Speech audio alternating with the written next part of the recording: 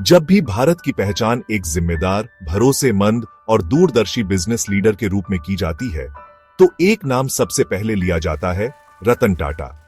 एक ऐसा इंसान जिसने न सिर्फ 100 से भी ज्यादा साल पुरानी कंपनी को नए युग में प्रवेश कराया, बल्कि यह भी दिखाया कि व्यापार का असली मकसद सिर्फ मुनाफा नहीं, बल्कि समाज के लिए कुछ अच्छा करना भी होता है।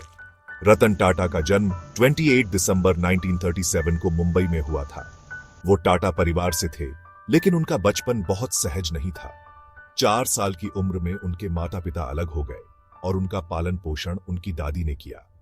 इस अकेलेपन ने उन्हें भीतर से मजबूत बनाया। उन्हें शुरू से ही सादगी और जिम्मेदारी की सीख मिली और यही उनके पूरे जीवन का आधार बना।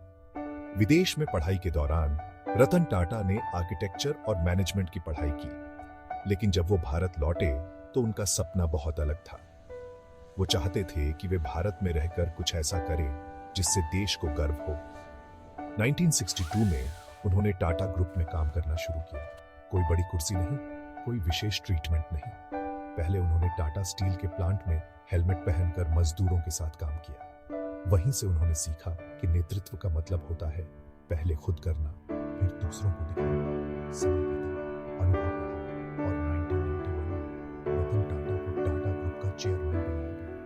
ये एक ऐसा समय था जब कंपनी के कई यूनिट्स बिखरे हुए थे, निर्णयों में एकता की कमी थी और भारत की अर्थव्यवस्था में भी बड़े बदलाव हो रहे थे। लेकिन रतन टाटा ने बिना डरे धीरे-धीरे सब कुछ बदला। उन्होंने ग्रुप को एकजुट किया, आधुनिकता की ओर बढ़ाया और उन क्षेत्रों में निवेश किया जहां बाकी लोग जाने से डरते थे। और फिर शुरू हुआ टाटा का वो युग जो आने वाले दशकों में भारत की पहचान बन गया। 1998 में उन्होंने एक ऐसा सपना देखा जिसे हकीकत बनाना लगभग नामुमकिन माना जा रहा था। टाटा नैनो। उन्होंने कहा था, मैं चाहता हूं कि एक आम आदमी अपने परिवार को बाइक से उतारकर 4 पहियों वाली कार में बिठा सके। ये कोई व्यापारिक निर्णय नहीं था, यह एक समाज को ऊपर उठाने की सोच थी। भले ही नैनो का व्यावसायिक मॉडल बाद में न टिक पाया, लेकिन इस सपने की भावना आज भी करोड़ों लोगों के दिल में है। इसके बाद उन्होंने वो किया जिसकी किसी ने कल्पना भी नहीं की थी। टाटा मोटर्स ने ब्रिटेन की मशहूर लग्जरी कार कंपनी जगुआर और लैंड रोवर खरीद ली। दुनिया को हिलाने वाली एक भारतीय कंपनी अब वैश्विक ब्रांड्स की मालिक थी। लेकिन रतन टाटा ने दिखा दिया कि अगर सोच बड़ी हो तो सीमाएं नहीं होती।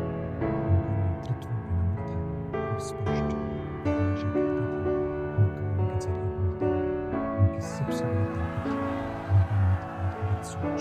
उन्होंने हमेशा नैतिकता और भरोसे पर प्राथमिकता दी। चाहे 2008 का मुंबई हमला हो या कोई प्राकृतिक आपदा, टाटा ग्रुप ने हमेशा सबसे पहले सम्मान को मदद की।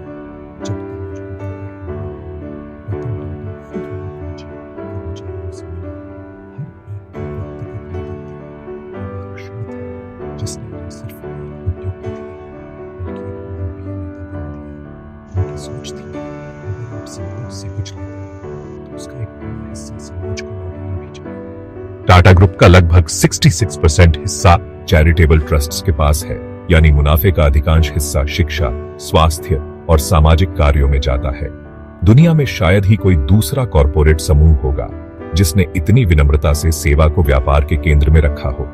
रतन टाटा को कई राष्ट्रीय और अंतर्राष्ट्रीय सम्मान मिले, पद्म भूषण, पद्म विभूषण और दुनिया की कई यूनिवर्सिटीज से मानद डिग्रियां। लेकिन उनके लिए सबसे बड़ा सम्मान शायद वह सम्मान है जो हर भारतीय के दिल में उनके लिए है। आज वे रिटायर हो चुके हैं, लेकिन उनकी सोच, उनकी कार्यशैली और उनका आदर्श टाटा ग्रुप के हर कोने में सांस लेता है। वे युवाओं को हमेशा एक ही बात कहते हैं, दौलत आनी जानी है, लेकिन आपकी प्रतिष्ठा अगर चली गई तो कुछ नहीं बचेगा। रतन टाटा की कहानी हमें सिखाती है कि असली नेतृत्व दिखावे में नहीं, सेवा में होता है। सच्चा बिजनेस वही है जो लोगों की जिंदगी बेहतर बनाए, और सबसे बड़ा सपना वही है जो दूसरों के सपनों को पूरा करे। जब भी हम टाटा का नाम सुनते हैं तो एक विश्वास जागता है, और उस विश्वास के पीछे खड़े हैं रतन टाटा।